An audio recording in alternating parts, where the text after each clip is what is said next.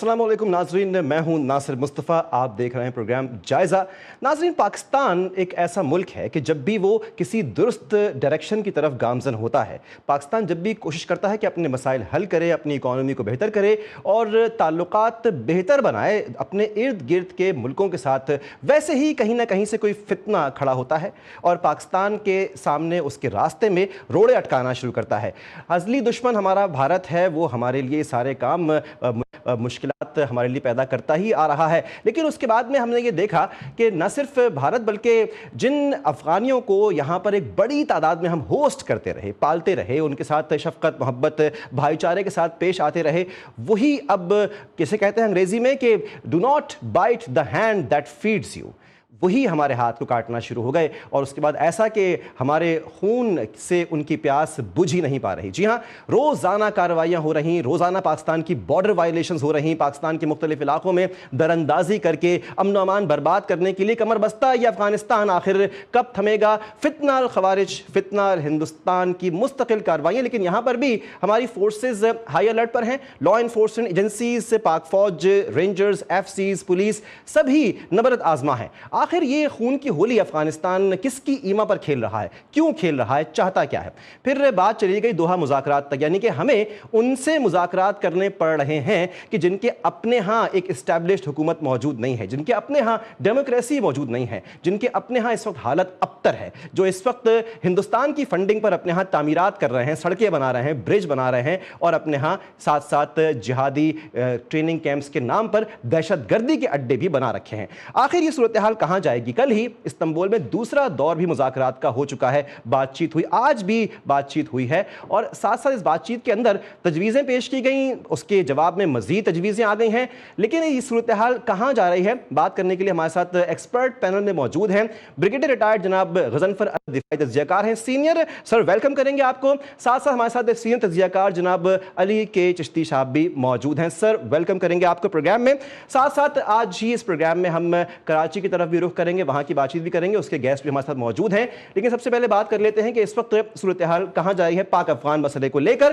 गजनफर साहब, इस वक्त दो अदवार हमने गुजार दिए बातचीत के, दोहा के अंदर फिर बैठ गए, सालिस मौजूद हैं, कतर इसमें रोल प्ले कर रहा है, लेकिन ये सूरत हाल थमने में नहीं आ रही। आज भी 25 खवारिज को हमने जहन्नुम वासिल किया, 5 हमारे जवानों ने जामे शहादत नोश किया है, यानी मुज़ाकरात भी हो रहे हैं, वहां से ये हरकतें भी हो रही हैं, ये थमने में क्यों नहीं आ रहे? असल में दो चीजें हैं जिस पे गौर करना निहायत जरूरी है। आपने इशारा किया मुज़ाकरात की तरफ और दूसरा आपका इशारा था उस फिजिकल कार्रवाई की तरफ जो पाकिस्तान की सिक्योरिटी फोर्सेस ने बॉर्डर के ऊपर की है। और आपको पता है पाकिस्तान की जो सिक्योरिटी फोर्सेस हैं वो पिछले तकरीबन 20 साल से ये जो अफगान बॉर्डर है उस पर डिप्लॉयड है। उसमें हमारी एफसी भी है, उसके अंदर रेगुलर आर्मी की यूनिट्स भी हैं और उसके अंदर कुछ और भी एलिमेंट्स हैं जो शामिल हैं। और जब तक अफगानिस्तान ने पाकिस्तान के ऊपर हमला नहीं किया था, जो पिछले 2 हफ्ते पहले हुआ, उस वक्त तक पाकिस्तान ने कोई अफगानिस्तान के अंदर टारगेट एंगेज करने की कोशिश नहीं की थी।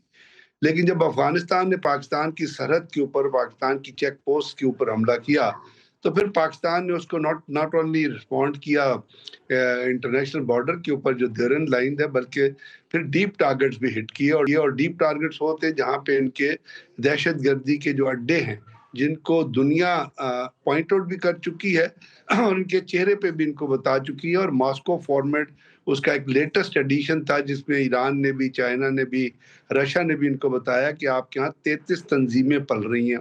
उसके अंदर अलकायदा को आप मजबूत करने की कोशिश कर रहे हैं, ईटीआईएम को आप मजबूत करने की कोशिश कर रहे हैं जो जाके चाइना के अंदर कार्रवाई करेगी, अलकायदा को आप मजबूत कर रहे हैं जो जाके सेंट्रल एशियन रिपब्लिक, जिसका फिर दायरा इख्तियार जो है वो रशिया तक जाएगा, वहां कार्रवाई करेगी। अभी उसके साथ एकदम जंग रुकी और दोहा के अंदर पहला राउंड हुआ। उसके बाद आज आपने जैसे कहा दूसरा राउंड जो है वो हो रहा है तुर्किया के अंदर, और तुर्की और जो कतर है वो उसको मॉडरेट कर रहे हैं। अब यहाँ पे जहाँ तक तो बातचीत है, उस नेगोशिएशन है, वो बातचीत है जिस पे पाकिस्तान का 1 पॉइंट एजेंडा यही है जिसकी तरफ मैं इशारा कर रहा हूँ, आप इशारा कर रहे हैं कि पाकिस्तान के अंदर अफगानिस्तान से ओरिजिनेटेड दहशतगर्दी की कार्रवाइयाँ रुकनी चाहिए। इसके ऊपर पहले दोहा मादे में भी ये बात हुई थी कि जी पाकिस्तान के अंदर जो है वो कार्रवाइयाँ नहीं होंगी, चाइना के अंदर नहीं होंगी। आज डोनाल्ड ट्रंप की भी एक स्टेटमेंट आई है कि जी मैं पाकिस्तान का मसला, और वो उनको करना चाहिए क्योंकि इनिशियल जो दोहा मुज़ाकरात है उसके अंदर ये क्लॉज भी है कि अगर दहशतगर्दी नहीं रुकेगी तो फिर American will play their role and they will pressurise Afghanistan कि वो अपना पाकिस्तान का जिक्र नहीं है कि वो दुनिया अपने नेबर्स के अंदर जो है वो दहशतगर्दी की कार्रवाइयाँ ना करे। तो उसके जो रिजल्ट हैं वो तो अब जो बातचीत हो रही है उसमें ठीक।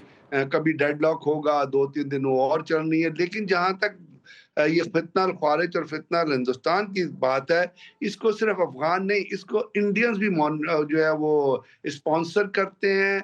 इंडियन रॉ जो है इसको फंड करती है। इंडियन रॉ ही नहीं है, इसके साथ बहुत बड़ा एलिमेंट है जो मुसैद का एलिमेंट है। और आपको पता है दरख्शा के अंदर जब अमेरिकन भी थे तो वहां पे इंडियन रॉ का, मुसैद का और एनडीएस जो अफगानिस्तान के उस जमाने में उनका एक नेक्सस, उनका एक ज्वाइंट ऑपरेशन हेडक्वार्टर था, इंटेलिजेंस हेडक्वार्टर था, जहां से वो लोगों को पाकिस्तान के अंदर दहशतगर्दी के लिए ट्रेन भी करते थे, लॉन्च भी करते थे। और अभी तो रिपोर्ट आ गई है, यूएन मॉनिटरिंग टीम की लेटेस्ट रिपोर्ट है, 36 पेजेस की रिपोर्ट है कि अफगानिस्तान ने 7 नए ट्रेनिंग कैंप्स खोले इन दहशतगर्दों को ट्रेन करने के लिए। और वो पाकिस्तान ने उनको बाकायदा 34 पॉइंट्स को पॉइंट आउट करके वो मैप के ऊपर अफगान गवर्नमेंट के हवाले किया था। तो ये तो ठीक। फितना अल ख्वारिज और फितना अल हिंदुस्तान जो है ये बुनियादी तौर पर रॉ उनको मैनिपुलेट करती है, रॉ इनको फाइनेंस करती है, रॉ इनको डायरेक्ट। तो वो चूंकि इंडिया से इससे पहले मीर मुनाफ्टी जो है वो गया था वहां पे अपना इंडिया के अंदर, और वहां वो यही तय करके आए थे कि हम मुज़ाकरात में इन्वॉल्व होंगे, आप जो है उन तमाम चीजों को जो है थ्रू दी ये जो गुल ठीक। बहादुर और बाकी जो जितने भी ग्रुप है इनकी लीडरशिप के जरिए जारी रखिएगा। हम तो कहेंगे जी हम तो मुज़ाकरात में बैठे हुए हैं, हम उनको रोकने की कोशिश कर रहे हैं, बिल्कुल ऐसा लेकिन है। चूंकि वो एक स्टांस वो भी अडॉप्ट करते हैं कि जी हमारा तो इन पे कंट्रोल नहीं है, तो ये खुद ही कहा। तो मेरी सिर्फ यहाँ सवाल ये है जो मैं छोड़ना चाहता हूँ कि अगर इनका कंट्रोल नहीं है तो ये कैसे पॉसिबल हुआ कि जब अफगान आर्मी बॉर्डर के ऊपर आके डिप्लॉय हुई, उनके किसी जगह अपर कुर्रम से लेके स्पिन बोलदक तक जो लोग थे, कहीं 100 थे, कहीं 200 थे अफगान, अभी तो उनके साथ फितना अल ख्वारिज और फितना अल हिंदुस्तान के फिर किस तरह लोग आके डिप्लॉय हुए, उनको किसने बिग मैनूवर क्वेश्चन किया, उन्होंने इनफैक्ट। उनको किसने मोबिलाइज किया। तो इनका कंट्रोल सारा है, ये झूठे हैं, नमक हराम है और बेगैरत है, और ये हर वो काम करते हैं जो बेगैरती से और नमक हरामी से ताल्लुक रखता है। तो ये इंडिया के साथ यही डिसाइड करके गए थे बिल्कुल कि ऐसा है। हम मुज़ाकरात करेंगे, आप इन फितना अल ख्वारिज और फितना हिंदुस्तान को टारगेट देते रहेगा। इसीलिए आपने देखा परसों 10 लोगों की एक तश्कील मारी गई थी और आज जो 25 लोग हैं, और उन 10 लोगों में कहा जा रहा है कि 3 जो थे वो खुद के चमरावर भी थे।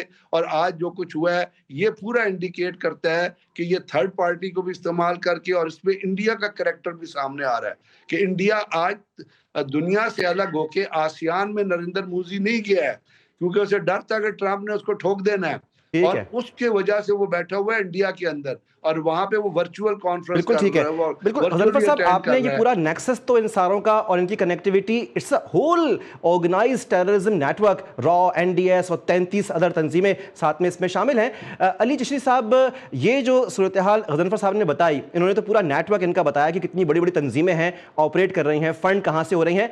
अली भाई ये बताइएगा कि इस सारी सूरत हाल के अंदर ये ऐसा लगता है यही कि अफगान तालिबान और टीटीपी ये एक ही सिक्के के दो रुख हैं, ये बात तो अब देखने में आ रही है, लेकिन आपको क्या लगता है ये क्या चाहते हैं इससे एक्सट्रैक्ट करना? क्योंकि ऑब्वियसली हर टेररिज्म एक्टिविटी के पीछे कोई ना कोई ऑब्जेक्टिव होता है।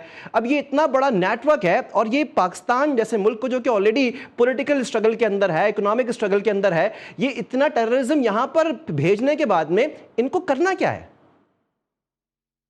देखिए, आई सेकंड ब्रिगेडियर साहब, एब्सोल्युटली ये एक नेक्सस है बिटवीन हिंदुस्तान और उसकी प्रॉक्सी जो है वो अफगान तालिबान, और फिर अफगान तालिबान की जो प्रॉक्सी है ऑफ कोर्स वो जो है वो टीटीपी के शक्ल में आपको नजर आती है। इनका of course they are hitmans. देखिए ये अलायंस नहीं है, जैसे ब्रिगेडियर साहब ने कहा, ये एक ग्रुप है जिसे जो कि यूज और अब्यूज होने के लिए तैयार है फॉर द हाईएस्ट बिडर, और उसे कभी हिंदुस्तान उठा के कर रहा है। ऑफ कोर्स अलकायदा की एक प्रेजेंस है वहां पे, उसके अलावा जो है उस और भी दूसरी एजेंसीज हैं। एजेंडा एक है कि पाकिस्तान को कमजोर करना, पाकिस्तान को एंगेज करते रहना। अम, खुदा का शुक्र है हमारे पास एक फील्ड मार्शल और ऑफ कोर्स एक गवर्नमेंट है जिसने ये जो स्ट्रेटेजिक पेशेंस है ये खत्म हो चुका था और ऑफ कोर्स हमने फिर एक पॉलिसी बनाई प्यूनिटिव डिटरेंस की कि अगर कोई भी हमला पाकिस्तान पे हुआ चाहे किसी भी ग्रोह का वो जो है तसव्वुर होगा हमला अफ़गान गवर्नमेंट की तरफ से पाकिस्तान पे तो उसकी जो कॉस्ट है वो अफ़गानिस्तान के जो भी हुक्मरान है उसे देनी पड़ेगी। तो इस पूरी तो हमने उन्हें इतना ज़्यादा उस पे प्रेशर एक्सर्ट किया by kinetic and non kinetic means मेरे ख़्याल से हम कुछ दिन और रुक जाते, लेकिन चलें आप सीज़ फायर पे गए, आपने बातचीत की अ, और अब आइडिया यही है कि ऑफ कोर्स ये बात जो है वो लोग देखें पूरी कोशिश कर रहे हैं कि वो डिले करें। पाकिस्तान बिल्कुल सही पॉलिसी पे कि this has to be sorted out and we have to finish the job in Afghanistan वरना तो ये बड़ा एक और बड़ा किस्सा खुल जाना है और हमारे साथ बहुत सारे प्रॉब्लम्स होंगे। इसमें वेरी इंपॉर्टेंट एस्पेक्ट जो है वो ये है कि किसी भी तरह अब अफ़गान तालिबान को फ़ोर्स करना या रिजीम के अंदर उन अनासिर को बताना कि भाई इस तरह से मामलात आपके नहीं चल सकते। आपने देखा बीच में उन्होंने ना सिर्फ सीज़ फायर साइन करके 2 चीज़ें की। एक तो हिंदुस्तान ने फ़ौरन ही उसके बाद जैसे ब्रिगेडियर साहब ने भी कहा कि फ़ौरन एम्बेसी जो टेक्निकल मिशन को एम्बेसी में अपग्रेड कर लिया और उसके बाद काबुल रिवर पे जो है डैम बनाने की बात हुई और वो हैबतुल्लाह साहब ने ये ऐलान किया। इसकी सिग्नलिंग क्या है? क्या हम बातचीत ये जो सीज़ फायर है इसे टीटीए जो है अफ़गान तालिबान की रिजीम जो है ये इस्तेमाल करनी चाहती है अपने आप को अपने डिफेंसेस को रीइंफोर्स करने के लिए। हिंदुस्तान उसे और सप्लाई देता रहेगा और ऑफ कोर्स उस दरमियान ये हमें एंगेज करते रहेंगे और ये फिर टीटीपी और इसे और टीटीपी क्या कल दूसरी जमात आ जाएगी फिर वो दे स्टार्टेड हिटिंग। तो वेरी इंपॉर्टेंट पाकिस्तान के पास है काइनेटिक मीन्स हम अपनी डिटरेंस जो है वो ठीक। रखते रहें का और जो डिटरेंस है this has to be enforced ना and this is how a policy should be तो हमारे बिल्कुल जो हमें आइडिया है जैसे ब्रिगेडियर साहब ने कहा we have to finish this job in Afghanistan. बिल्कुल ये लोग ऐसा है। चाहेंगे हम इसे टेक ऑन करें। जी। ठीक, अली साहब बिल्कुल मुकम्मल मुत्तफ़िक़ आपके साथ में। ब्रिगेडियर साहब आपसे पूछेंगे, गज़नफ़र साहब ये बताइएगा कि हमने टॉक्स तक हम बात गई, हम चाह रहे हैं पीस कायम करना, हम चाह रहे हैं कि बातचीत से मामला हल हो, लेकिन आपसे मैं बिल्कुल बॉटम लाइन पूछूंगा इसकी, ये मामला बातचीत से हल होगा या हमको हार्ड हैमरिंग करनी पड़ेगी इनके ऊपर? जी, it's a million dollar question जो वक्त जिसका जवाब देगा और वक्त आ गया है कि उसका जवाब दे। इसलिए कि अगर दो चीजें होती हैं किसी भी नेगोशिएशन में या इस किस्म का जो आर्म्ड क्लैश होता है दुनिया में, उसकी दो ही इंटेंशंस होती हैं, दो ही चीजें होती हैं। एक होता है कि आप किस तरह चीज को मसले को हल करने के लिए बातचीत को लेके आगे चलते हैं, क्या उसका तरीक़ाकार होता है। और दूसरी बड़ी इंपॉर्टेंट चीज होती है वो होती है कि आपकी शुरू से इंटेंट क्या है। तो जहां तक तो आप इंटेंट पे जाते हैं, अफगान पाकिस्तान की इंटेंट तो मैंने आपके अर्ज की कि पाकिस्तान कोई 20 साल से पाकिस्तान के फोर्सेस डिप्लॉयड हैं वेस्टर्न बॉर्डर पे, लेकिन पाकिस्तान ने कभी, अमेरिकन भी जब वहां पे थे या उससे पहले भी, पाकिस्तान ने कभी अग्रेसिवनेस शो नहीं की टुवर्ड्स द अफगानिस्तान सॉइल। ये पाकिस्तान की इंटेंट थी। ठीक अगर है। हमने दहशतगर्दी से लड़ना है, जो हम लड़ते रहे हैं, 60,000 जाने हम गंवा चुके हैं, 4,000 सिक्योरिटी फोर्सेस के अफराद शहीद हो चुके हैं, कितने मिलियन डॉलर का नुकसान हो चुका है, बिल्कुल। लेकिन उसके बावजूद हम उस लड़ाई को अपने बॉर्डर्स के अंदर लड़ते रहे हैं और शहादतें बर्दाश्त करते रहे। इसका मतलब है कि हमारी इंटेंट ये थी कि दूसरे की ज़मीन को टच ना करो, अपने मैयर से, अपने तरीक़ाकार से उन दहशतगर्द ठिकानों को ख़त्म करने की कोशिश करो, जो पाकिस्तान के अंदर भी वो जो इल्लीगल अफगान महाजरीन रह रहे हैं उनके अंदर, बाकी लोग के अंदर सॉफ्टवेयर एरियाज में बिल्कुल। मौजूद हैं। इसीलिए हम इंटेलिजेंस बेस्ड ऑपरेशन तो कर रहे गज़नफ़र हैं। साहब हम लोग अभी अपने इससे बॉर्डर पे वक्त खासे कॉशियस रहे हैं, बिल्कुल फुल्ली एग्रीड, पाकिस्तान ने बहुत पेशेंस शो किया है। अली चिश्ती साहब, ये जो गज़नफ़र साहब ने कहा कि हम अपने बॉर्डर्स पे कॉशियस रहें और हम चाहते रहें और ये बर्दाश्त करते रहें, आपको मैंने पहले भी हम आपको मैं नोट करता, आप हिस्ट्री भी पढ़ते हैं और आपने इससे पहले भी ये सारे मामलात को खासा गौर से पढ़ा है, आप इस बारे में लिखते भी हैं। क्या दिखता है आपको अगर ये मुज़ाकरात जो इस्तांबुल में हुए हैं ये नहीं जाते सीज़ फायर की तरफ, how long would this take Pakistan कि इसको टोटली एनिहिलेट किया जाए, इस वॉर को ख़त्म किया जाए? I'm a pretty hawk on this, and I personally believe कि ये मुज़ाकरात अगर ये अभी टेम्परेरी साइन भी हो जाए, लॉन्ग टर्म ये हमारे साथ प्रॉब्लम रहेगी। Pakistan has the means to hit these camps from inside. और देखें, पूरी डिप्लोमेसी जो होती है वो होती है वो जंग रोकना। ये हमने बहुत उल्टा चीज़ की और सही चीज़ की है कि पहले हमने मारा है फिर बिठाया है। अगर ये नहीं मानते, और आज मैंने कहीं कहा भी है कि this is the last chance this regime has. If they don't accept our terms, we should, जैसे ख्वाजा आसिफ साहब ने कहा, the nation should prepare for the war, ये final war with this regime। और मेरे ख्याल से ये हमें जंग के लिए तैयार होना चाहिए। We have the capacity to go and hit inside. There are 36 camps जो आइडेंटिफाई हो चुके हैं। अल-कायदा से लेके उसमें कौन-कौन सी जमातें नहीं हैं। सैफुल अदल है जिसने मेहरान बेस पे हमला किया, बिल्कुल। हमारे एपीएस पे किया। तो ये इनकी जो लिंकेजेस हैं ये आपस में इतने इनग्रेव्ड हैं ये एक-दूसरे के साथ। तो मेरा ख्याल है कि there is no other way except to go for kinetic means. अ, ये हमें रोज़ा जो हम जो है ना 5 बजे तोड़ देते हैं, ये हमें नहीं तोड़ना चाहिए। We have to finish this job, and the only way is through kinetic means, and bring that war inside Afghanistan from Pakistan. We don't want to go inside. Brigadier साहब ज़्यादा फौजी टैक्टिक्स के बारे में जानते हैं, but there is no other way. अभी आप टेम्परेरी साइन बिल्कुल कर सही। लेंगे, अली चिश्ती कह रहे हैं कि देयर इज नो उसके अदर साथ way, just kinetic means that we need to follow, यानी हमें अब इसके ऊपर सॉलिड इकदाम करने पड़ेंगे। ब्रिगेडियर साहब, हमने पेशेंस बहुत शो किया है, लेकिन अब शायद वक्त पेशेंस का खत्म हो चुका है। नाज़रीन, बहुत ही इंपॉर्टेंट एक और टॉपिक लेके ब्रेक के बाद वापस आ रहे हैं, हमारे साथ रहिएगा।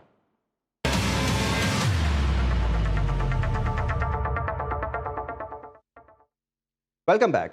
ख़वातीन और हज़रात, जायज़ा है कराची की सूरत हाल का, और कराची की सूरत हाल कहते ही इंसान का दिल दुख जाता है। सड़कें टूटी फीटी हैं और इस वक्त गटर उबल रहे हैं। लोगों का अपने दफ्तरों से घर, घर से वापस दफ्तर पहुंचना एक अजाब होता है, यानी कि उनके लिए उनके रोज़ी रोज़गार का हुसूल मुश्किल नहीं है, लेकिन वहां तक पहुंचना एक मुसीबत है। इंफ्रास्ट्रक्चर तबाह है, यहाँ पर कोई ढकी छुपी बात नहीं है। सड़कों का हाल बुरा है, ट्रैफिक का निज़ाम दरहम बरहम है, यानी कि अब ट्रैफिक इस तरह कराची में जाम होता है जिसका कोई वक्त ही नहीं है, यानी कि सुबह दोपहर शाम रात आपको कराची में ट्रैफिक जैम मिलता है। उसके अलावा अमन अमान की सूरत हाल भी खासी परेशान कुन है, जिसके अंदर टारगेट किलिंग्स भी हो रही हैं और स्नैचिंग वगैरह के वाक़यात भी हैं, और अभी एक बच्चा भी जो है वो उसका भी केस है जो कि इस वक्त सवालिया निशान बना हुआ है। बात करने के लिए हमने मदू किया है, स्टूडियोज़ में हमारे साथ मौजूद हैं जनाब सैफुद्दीन, एडवोकेट रहनुमा हैं सीनियर जमात इस्लामी के। हमारे साथ तर्जमान सिंध हुकूमत जनाब सुखदेव असरदार साहब भी मौजूद हैं।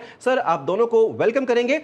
बात करते हैं सैफुद्दीन एडवोकेट साहब से। सर साहब, इस वक्त जो हम सूरत हाल देख रहे हैं कराची में, और वो सूरत हाल किसी से ढकी छुपी नहीं है। इंफ्रास्ट्रक्चर से लेके और तमाम तर चीज़ें जो कि कुछ मंसूबे हैं जो कि अधूरे पड़े हैं, उससे लोगों को तकलीफ़ है। लोगों की गुजरगाहें जो है वो तबाह हैं, सीवरेज का निज़ाम है, उसके अलावा बारिश हो जाए तो शहर जो है वो तबाह बर्बाद हो जाता है। ये सब सूरत हाल सर देखते हुए अभी एक मास्टर प्लान भी तजवीज़ दिया गया है, और इसके ऊपर MKM ने भी खासा जो है वो आवाज़ उठाई है और कहा है कि दिया जाए। सर, ये मास्टर प्लान जो है ये कब से रुकता आ रहा है, और क्या ये हल है कराची का? बिस्मिल्लाहिर्रहमानिर्रहीम। देखें, पहले तो मैं एक बात ये बताऊं आपको कि ये सारे के सारे मसाइल जो शहरी नौइयत के हैं ना, सड़कें हैं, सीवरेज है, वाटर है और स्ट्रीट लाइट्स हैं, पार्क्स हैं, ये कोई ऐसी रॉकेट साइंस नहीं है कि जिसको हम ये कहें कि यार ये कोई कौन आकर करेगा, कैसे करेगा। देखिए, नेमतुल्लाह साहब के दौर में मैं उस ज़माने में यूसी चेयरमैन था और नेमतुल्लाह साहब के साथ काफ़ी मैंने काम किया। सिर्फ 4 सालों के अंदर आप देखें कि नेमतुल्लाह खान साहब ने शहर का इंफ्रास्ट्रक्चर तब्दील कर दिया था। इतने सारे ब्रिजेज़, अंडर पासेज, अगर आपको याद हो, FTC फ्लाईओवर, शार कायदीन flyover, Hasan square flyover, Sohrab बूट फ्लाई, इस तरह ये शार अपने कारसाद वाली रोड, राशिद, इतनी सड़कें बड़ी बड़ी, पूरा कराची का इंफ्रास्ट्रक्चर उन्होंने बदल के रख दिया था। तो इससे एक बात तो ये पता लगती है कि ये कोई ऐसी रॉकेट साइंस नहीं है कि जिसको कोई ना कर सके। अल्हम्दुलिल्लाह जमात इस्लामी के पास मिला, हमने करके दिखाया। ठीक है, पहली बात तो ये। दूसरी बात जो इस वक्त ग्रेटर कराची मास्टर प्लान की हो रही है, देखिए 1952 में भी ग्रेटर कराची मास्टर प्लान बनाया गया था कराची के लिए, फिर 74 में बनाया गया, फिर 2000 में एक स्ट्रेटेजिक प्लान बना कराची की तरक्की के लिए, तामीर के लिए, और अब ये जो है 2047 जो है ये बना रहे हैं नया ग्रेटर कराची मास्टर प्लान। देखिए, एक बात ये है कि कितने ही प्लान बना लें, उन प्लान्स पर अगर आप अमल ना कर सकें, उन प्लान्स की बुनियादें अगर ठीक ना हो, मुझे ये बताइए सबसे पहले कि जो भी मास्टर प्लान बनता है तो सबसे बेसिक चीज़ उसके अंदर क्या होती है? आबादी उस शहर की कितनी है? कराची की आबादी इस वक्त किसी तरह भी 3.5 करोड़ से कम नहीं है, ठीक है? ठीक है। जितने भी इंटरनेशनल स्टैंडर्ड्स हैं उस पर देख लें, पाकिस्तानी जो भी माहिरीन हैं उनकी आप राय देख लें, साढ़े आपकी जो ऑफिशियली आपने आबादी डिक्लेयर की है वो 2 करोड़ डिक्लेयर की है कराची की आबादी। मुझे आप बताइए इस वक्त बैठकर आप 2047 का तक का मास्टर प्लान बना रहे हैं और आप बना रहे हैं उसको किस तरीके का? 2 करोड़ लोगों के लिए। आप मुझे बताइए जिसमें इतनी बेसिक इसके अंदर फ्लॉ मौजूद हो, वो किस तरीके से सही बनेगा? नंबर एक। दूसरी बात यह कि मास्टर प्लान पर अमल कौन करेगा? इस वक्त जो हमारी सिंध हुकूमत है वो पूरी कराची के अंदर जिस तरीके से एनक्रोचमेंट्स को प्रमोट कर रही है, उनको मुख्तलिफ जगहों पर गोठों के नाम पर सनदें दी जा रही हैं, जिस तरीके से कराची के पार्ट्स को आप जो है पब्लिक प्राइवेट पार्टनरशिप के नाम पर मुख्तलिफ लोगों को किराए पर दे रहे हैं और कमर्शियल एक्टिविटीज़ वहाँ पर चलवा रहे हैं। आप मुझे बताइए कि ये जो लोग कराची ग्रेटर मास्टर प्लान बना रहे हैं, ग्रेटर कराची मास्टर प्लान, ठीक है, ये किस तरीके से इस पर अमल करेंगे? बिल्कुल ठीक है सर, हम जवाब लेते हैं। हमारे साथ तर्जमान सिंध हुकूमत मौजूद हैं। सुखदेव साहब, मास्टर प्लान 1952, 74, 2000 और 2047 तक का आ चुका है। सैफुद्दीन साहब कह रहे हैं ये मास्टर प्लान किस तरह से अमल दरामद इसका होगा जब हुकूमत, सिंध हुकूमत ही तजावुजात को प्रमोट करती रहेगी, उनको तहफ़्फ़ुज़ देती रहेगी। सर क्या कहेंगे? देखें, इसको आपको थोड़ा टेक्निकली देखना पड़ेगा। मैं इस हद तक तो ये एग्री करता हूँ कि जो सेंसस का इशू है, पॉपुलेशन का इशू है, बिल्कुल कराची हमारी नज़र में अंडर पॉपुलेटेड है। ना सिर्फ कराची, पूरा सिंध। उसकी वजह क्या है, जब भी हम पॉपुलेशन की बात करते हैं, फेडरल के साथ सेंसस की बात करते हैं, उनको ये खदशा हो जाता है कि एनएफसी में शेयर बढ़ा के देना पड़ेगा, पैसे बढ़ा के देने पड़ेंगे, नेशनल असेंबली की सीट्स बढ़ जाएंगी। हमेशा से शुरू से ही तनाव हमारा चलता है फेडरल गवर्नमेंट के साथ, जब से पीपल्स पार्टी हुकूमत में आई। ना सिर्फ कराची, पूरा सिंध। सैफुद्दीन साहब कह रहे हैं कि शायद 3.5 करोड़। मैं समझता हूँ अगर आप माइग्रेटरी पॉपुलेशन में लाएंगे, जो रूरल इलाकों से, इस्लामाबाद से, लाहौर से यहाँ रहने आते हैं, काम करने आते हैं, तो शायद 4 करोड़ से ज़्यादा ज़ायद हो जाए। कि बिल्कुल आपकी बात सही है, but you have to start somewhere. Until unless आप ऑफिशियल सेंसस के ऊपर बेस करके मास्टर प्लान नहीं बनाएंगे, तो आप उसकी बुनियाद कहाँ पे रखेंगे? सेंसस के चक्कर में हम you have to start from somewhere ना। मास्टर प्लान बनाने की जरूरत क्यों पड़ी? 2047 का है, 2026 में कंप्लीट हो जाएगा, जो 2047 तक के लिए लागू होगा। कराची का बेसिक इशू क्या है? आधे से ज्यादा कराची फिजिकली वो सिंध गवर्नमेंट या जो है केएमसी उसके अंडर नहीं आता, उसमें फेडरल टेरिटरीज हैं, आपकी काफ़ी लैंड ओनिंग एजेंसीज़ हैं, तो उनके साथ जो स्ट्रेटेजिक कोहेरेंस होनी चाहिए, जो पार्टनरशिप होनी चाहिए, वो नहीं है। शाहरा फैसल की अक्सर मिसाल दी जाती है, वहाँ पे 11 से ज़्यादा लैंड ओनिंग एजेंसीज़ हैं। मास्टर प्लान सिर्फ ऐसे नहीं कि इंफ्रास्ट्रक्चर होगा, उसमें ट्रैफिक के भी आपके इश्यूज़ हैं, जैसे हमने पूरा ठीक भी है। ई-चालान का, ई-टिकटिंग का सिस्टम कर दिया, ये सब सारी चीज़ें हैं। तो पॉपुलेशन का इश्यू है, नेवरदलेस अनटिल अनलेस आपके पास रोड सुखदेव मैप साहब, नहीं होगा, आपने मास्टर कहा प्लान नहीं होगा, पॉपुलेशन आप का इशू फॉरवर्ड है कैसे करेंगे? और सेंसस का इशू है। पॉपुलेशन का बिल्कुल, इश्यू है। हम आपकी बात सुन रहे हैं, लेकिन मुझे 1 मिनट दीजिएगा, बस हम एक ब्रेक लेके आ रहे हैं, मैं आपकी बात दोबारा सुनता हूँ।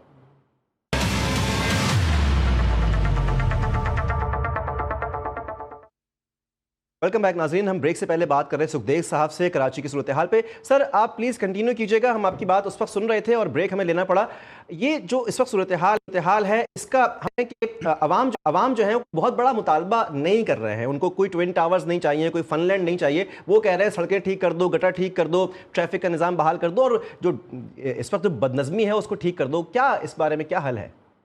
मुझे जनाब 2 मिनट कम से कम दीजिएगा, ताकि मैं इसको डिटेल में बात कर कीजिए। सकूँ, हकाइक सामने रख सकूँ। हमने सेंसेशनलाइज़ करना है, फैक्ट्स पे बात नहीं करना। तो मैं भी कह सकता हूँ जी, जमात इस्लामी को चेयर और प्रेसिडेंट गवर्नमेंट ने दिए डेवलपमेंट स्कीम्स के, उनमें से एक भी शुरू नहीं हुई। 14 अरब मिल गए इनको, 9 टाउन्स में रोड कटिंग, एक भी नहीं। तनकीद करनी है तो यहाँ पे फिर जी चीज़ रुकनी नहीं है। फिर मैं भी कह सकता हूँ कि जमात इस्लामी को पहला जो दौर मिला था वो एक जो है आमिर के अंडर था, जब लोकल गवर्नमेंट लॉ इतना डिवॉल्व नहीं था। अभी डिवॉल्व है, अभी एम्पावर्ड है, अभी टाउन्स हैं, या एमक्यूएम को जो मिला। अभी हमारे साथ बैठे हुए थे मसरूफ, इन्होंने कहा कि जी सिंध गवर्नमेंट प्रमोट कर रही है तजावुजात को। देखिए 23 साल बाद 2023 में पीपल्स पार्टी को शहर मिला। चाइना कटिंग, नालों के ऊपर तजावुजात, ये सब चीजें, गैर कानूनी भर्तियां हमने नहीं की, किसी और जमात ने की। वही जमात जो अभी कराची का मैंडेट लेके नेशनल असेंबली में बैठी हुई है, और सिर्फ 20,000 अरब रुपए लाई है कराची है फेडरल गवर्नमेंट के तवसुल से, और लॉलीपॉप देख के शो करी कि बड़ा कोई हमने कराची के लिए डेवलपमेंट दिया। देखिए सिर्फ इस साल 150 अरब से ज्यादा सिंध गवर्नमेंट खर्च करी कराची में। 110 अरब एडीपी के थ्रू, 26 अरब जो है केएमसी के थ्रू, 10 जो है टाउन म्युनिसिपल कॉर्पोरेशन। जो नेवरदलेस हम कहते हैं ये बहुत कम है। जैसे आपने सेंसस की पॉपुलेशन की बात की, आप 2 करोड़ 10 लाख ऑफिशियल ऑफिशियल कह रहे हैं, एडवोकेट साहब 3.5 करोड़ कह रहे हैं, मैं कह रहा हूँ मे भी 4 से ज्यादा है। हमारे साथ हमेशा नाजायजी होती है, सेंसस था, फेडरल गवर्नमेंट हमारी बात नहीं सुनती। कराची को at the moment more than 200 billion की जरूरत है, हर साल जरूरत है। Nevertheless we have to start from somewhere. जब आधा से ज्यादा शहर आपके अंडर नहीं आता, जब फेडरल गवर्नमेंट आपके पोर्ट सिटी से डेवलपमेंट सेट सेस के तहत जो है हर साल 200 अरब से ज्यादा ले जाती है, फिर वापसी में आपको 1 अरब नहीं देती। जब K4 मंसूबे के लिए 40 अरब उन्होंने एलोकेट करने होते हैं, वो सिर्फ 4 अरब करती है, फिर भी सिंध गवर्नमेंट अपनी जेब से लगा के पैसे 10 अरब रुपए लगा के हब कनाल बनाती है, जो है रेड लाइन आपको देती है, रेड बसेस देती है, पिंक बस सर्विस देती है, ईवी बस सर्विस देती है, NICV देती है, SIUT देती है, इशारा भुट्टो देती है। नेवरदलेस इनमें अगर तनकीद करनी है तो तनकीद को देखिए, फिर तो आपका शो मैंने सेंसेशनलाइज करना है, तो फिर तो हम इस पर पूरा हफ्ता बात कर सकते हैं। मेरी रिक्वेस्ट होगी जमात इस्लामी के जो हमारे भाई बैठे हैं, बड़े मशहूर शख्सियत हैं और बड़े लॉजिकल है, हमारे साथ मिलकर काम करें, कोलैबोरेट करें, क्रेडिट के चक्कर में ना जाएं, इस मेंटालिटी में ना आए कि जो बुरी चीज होगी पीपल्स ठीक है, पार्टी, जो अच्छी चीज होगी ठीक है। वो हम लेके जाएंगे। सैफ साहब लेट्स वो वर्क कह रहे हैं टुगेदर। सेंसेशनलाइज ना करें, हमारे साथ मिलें, कोलैब करें, काम करें। सर आप रेडी हैं? देखिए अगर हम इसको वो ना करें तो मुझे भी बताइए कि 17 साल हो गए पीपल्स पार्टी की हुकूमत को सिंध के अंदर ना, इस पर कैसे हम बात ना करें कि 17 नो साल में पीपल्स पार्टी हज़ारों अरब रुपया ले चुकी है, तकरीबन 50,000 अरब रुपया इसको फेडरल गवर्नमेंट ठीक से है। मिल ठीक है ना। अच्छा, इस वक्त 17 साल गुजरने के बाद आप कह रहे हैं MQM ने ये किया फलाने, भाई MQM को उसको बात छोड़िए, 17 साल टोटल इक़्तिदार आपका था। सर 4 साल के अलावा जो बीच में वसीम अख्तर साहब का दौर आया, पूरा इक़्तिदार आपके पास था, सारी KMC आपके पास थी, टाउन आपके पास थे, DMC आपके पास थी, सिंध हुकूमत आपके पास थी, तो हज़ारों करोड़ रुपए, हज़ारों अरब रुपए ये कहाँ चले गए? इसका हिसाब ना पूछें। मेयर साहब जो भी इस वक्त हैं, मुर्तज़ा वहाब साहब तकरीबन 1.5 साल कराची के एडमिनिस्ट्रेटर रहे और अब तकरीबन 2.5 साल होने को हैं कराची के मेयर हैं। 5 बजट खर्च कर चुके हैं। ये वाला बजट कितने का है? 5,500 करोड़ का। इससे पिछला बजट था 4,900 करोड़ का, उससे पिछला बजट था 3,500 करोड़ का, उससे पिछला बजट था 3,200 करोड़ का, उससे पिछला बजट था 2,500 करोड़ का। ये हज़ारों करोड़ रुपए के बजट्स आपने कहाँ खर्च किए? मतलब आप देखें, मास्टर प्लान की बात कर रहे हैं, बहुत खूबसूरत मास्टर प्लान बना लें, आप उसको सड़कों पे ना लगाएं, उसको आप हम नहर की बात कर रहे थे ना मौसूफ, इनसे पूछिए 12.5 अरब से बनाई है, 10 अरब कह रहे थे, वो नहर कहाँ गई? तीसरे दिन टूटी है। 13 अगस्त को या 14 अगस्त को उसका इफ्तिताह किया है बिलावल भुट्टो साहब ने, और तीसरे दिन वो नहर टूट गई और उसको दबा दिया।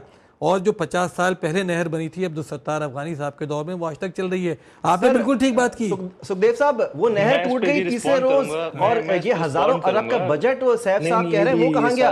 सर कुछ बताइए। बात की सब गलत बयानी है। मैं इस पे अर्ज करता चलूं, अगर आप इसको टेक्निकली देखेंगे, कराची पीपल्स पार्टी को ट्रांसफर हुए 2 साल हुए, 2023 से हमारा मेयर आया। इससे पहले जो भी प्रोजेक्ट्स आए हैं कराची में, वो सिंध गवर्नमेंट ने अपनी जेब से लगाए हैं। जो भी आपने NICBD में गिनवा लिए, SIUT या शारा भुट्टो या बस आपके हो गए रोड इंफ्रास्ट्रक्चर, सिंध गवर्नमेंट ने अपनी किटी से कराची में दिए। मीनवाइल कराची की एडमिनिस्ट्रेटिव पावर्स पीपल्स पार्टी के पास नहीं थी। MQM के 2 मेयर आए बीच में, और एडमिनिस्ट्रेटर का डे टू डे काम होता है, एडमिनिस्ट्रेटर का लॉन्ग टर्म काम नहीं होता। अभी आप बजट गिनवा रहे हैं 55 अरब, तो 38 अरब डेवलपमेंट के ऊपर लगा है, जिसमें 10 अरब आपके जमात इस्लामी के 9 टाउन्स को दिया जा रहा है। तो इसको आप टेक्निकली बात करें, 17 साल कराची हमें ट्रांसफर हुए 2 साल हुए एडमिनिस्ट्रेटिव हिसाब से, उससे पहले हम अपनी जेब से इसमें चीजें डाल रहे थे। पहली बात। दूसरी बात, हब कनाल की बात की, देखें हब कनाल बारिशें आई, एक पैच टूटा, विद इन 24 आवर्स रिपेयर हो गया। न्यू प्रोजेक्ट्स जो भी होते हैं उनको रवा होने में, उनकी टेक्निकलिटीज में डैमेजेस होते हैं, और ऑन द स्पॉट 24 आवर्स में रिपेयर हो गया। यही चीजें, पूरा मोटरवे डूब गया पंजाब में, आपने वहां पे नहीं चलाया, सैलाब में आके पूरा का पूरा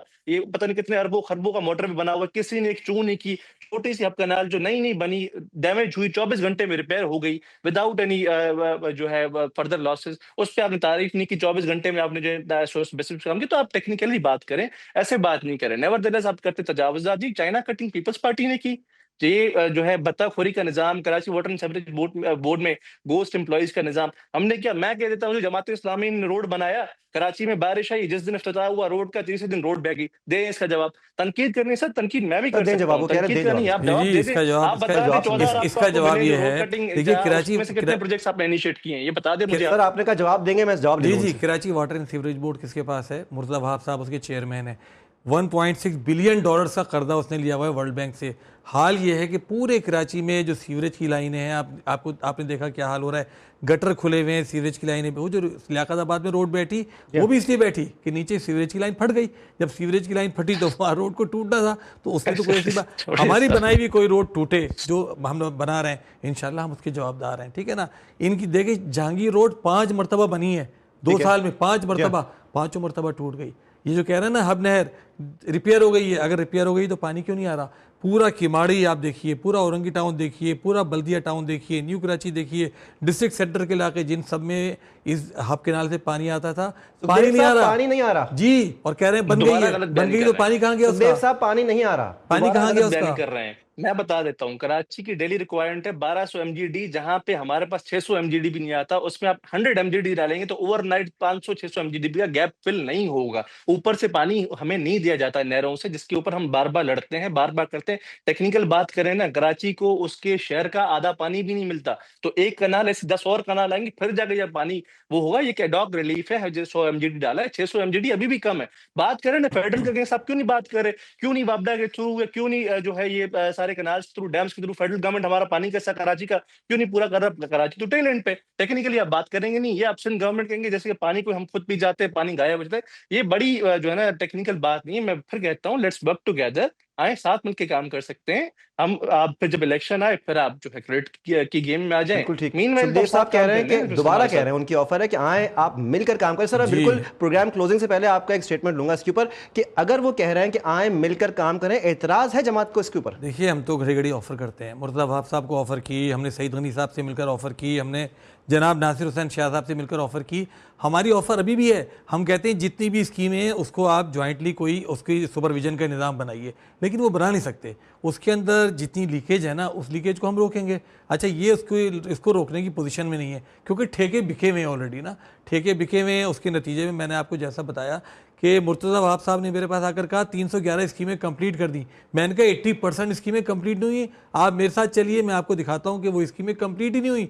5 साल में कोई रोड नहीं बन सकती। हम तो घड़ी घड़ी ऑफर करते हैं, लेकिन वो इस ऑफर को कबूल नहीं कर सकते। आप देखिए बारिशें हुई, पूरी कराची में तूफान आ गया, क्यों नहीं उन्होंने बैठकर एक दफा तमाम टाउन चेयरमैन से मीटिंग कर ली? मॉनिटरिंग का निजाम चाह रहे हैं। सैफ साहब कह रहे हैं कि हमारा मुतालबा यह है कि एक उसका सुपरविजन का निजाम बनाया जाए, सुपरवाइज किया जाए। हमारे साथ मौजूद थे स्टूडियोज में सैफुद्दीन एडवोकेट साहब, रहनुमा जमात इस्लामी। सर आपका बहुत शुक्रिया, आपने वक्त दिया GTV न्यूज़ को। हमारे साथ सुखदेव सरदार साहब मौजूद थे, तर्जुमान सिंध हुकूमत। सर आपके पॉइंट ऑफ व्यू का भी बहुत बहुत शुक्रिया। नाजरीन, हम चाहते हैं मसाइल का हल निकले, ये जमातें अपने साथ बैठें एक दूसरे के और मसाइल का हल निकालें ताकि कराची की तकदीर बदल सके। प्रोग्राम का वक्त खत्म हुआ नाजरीन, देखने का बहुत शुक्रिया।